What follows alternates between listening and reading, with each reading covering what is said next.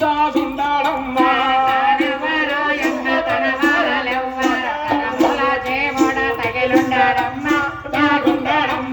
అడవిలో పుట్టింది హల్లా నేరేడు చెట్టు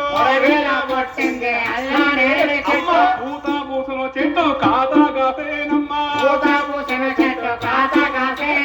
పండు బండి తొడమే రాలిపేట పోడు చెట్టు తొందక మాట చెప్పి పోరమ్మా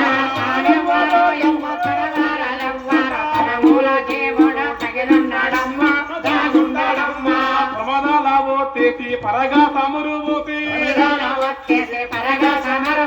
వెలిగించగా జ్యోతి వెలుగునయమ్మా వెలిగి జ్యోతి మలిగి బయట తోడు ప్రమదా తొన్నక మాట పలికి పోదమ్మా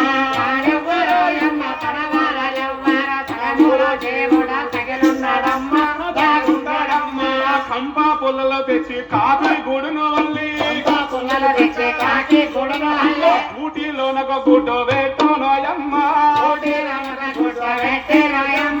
గుడ్డు బదులయ్య పిల్లలగా పీపేట పూడు ఊటీ తొన్నక మాట చెప్పి పోరమ్మా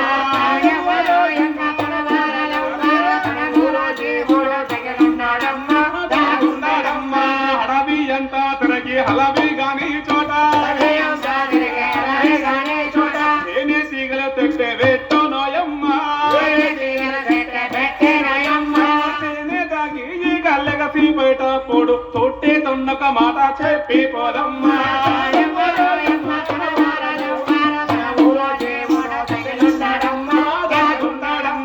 కనబుల్లో జీవుడు తాబు చేసుకనుండి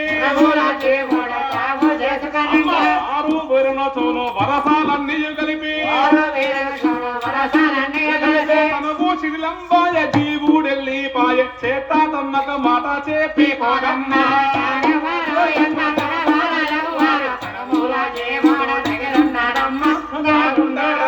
అమ్మా వీరపాపమ్మా